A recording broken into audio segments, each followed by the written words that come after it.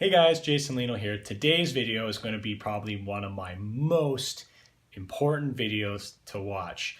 So much so that, in fact, it may or may not save your life one day. And that is because today's video is going to be about how to safely bail on a lift. Because the reality is, if you're like me or just unlucky, you are going to be in a sticky situation where you're training by yourself and you can't complete a rep.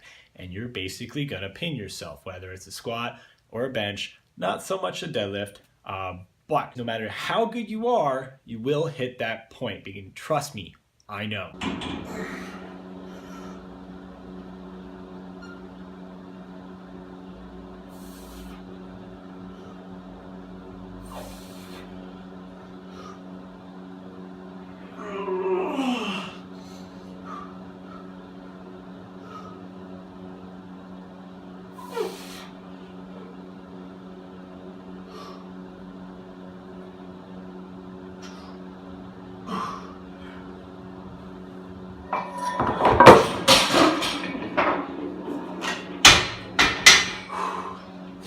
And as you can see, it is super important to know how to safely bail on a lift because A, you don't want to get hurt, you want to be able to keep training, and B, you don't want to end up on something stupid like Fail Nation.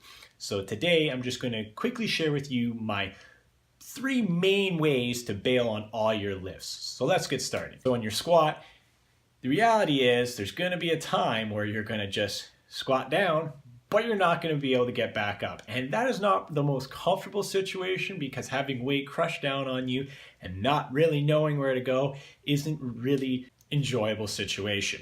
So that's why all you got to do if you're ever in this situation is to remember to keep tight. And by that, I don't mean like completely neutral, whatever, just if you feel loose, tighten up, because when it comes to bailing, bracing your back, core, everything is going to be able to get you to strategically push the weight off you without causing any damage. And that's really the next part, is to strategically dump the weight off yourself. So what you're going to want to do is to simultaneously let go of the bar while pushing it back with your shoulders, and then you're going to want to quickly hop forward. That way the bar will dump off your back and you will be out of harm's way. Now for the bench, the main thing that you have to remember when benching by yourself is to not use a clip. Clips and benching by yourself is a nightmare. Basically, if you're going to try to dump the weight and there's a clip on, it's not going to come off and you are going to be stuck. And that is something you do not want to experience, whether it's you being gassed out with 135 or you being crushed by 300. But just like the squat, main thing is to brace.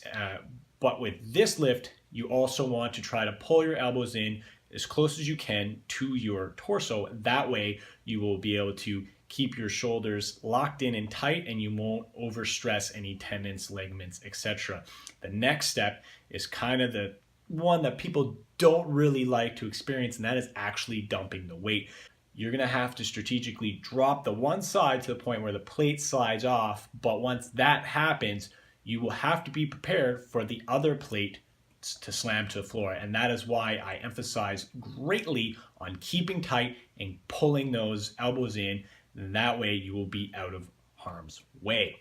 Now, I don't know why I'm talking to you today about deadlifts, because the reality is if you don't know how to bail on a deadlift, you really shouldn't be deadlifting. But just in case you may not know, if you can't complete a deadlift, just let it go.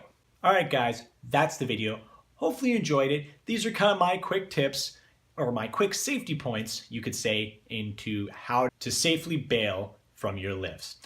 But guys, like I said, that's the video. So do me a favor, go down below, drop me some comments, because I'd love to hear what you have to say. I would love to hear If you do find this helpful, or if you have other tips or tricks to keep yourself safe in these situations, hit that like, share, and subscribe to spread that love, and I'll see you next time.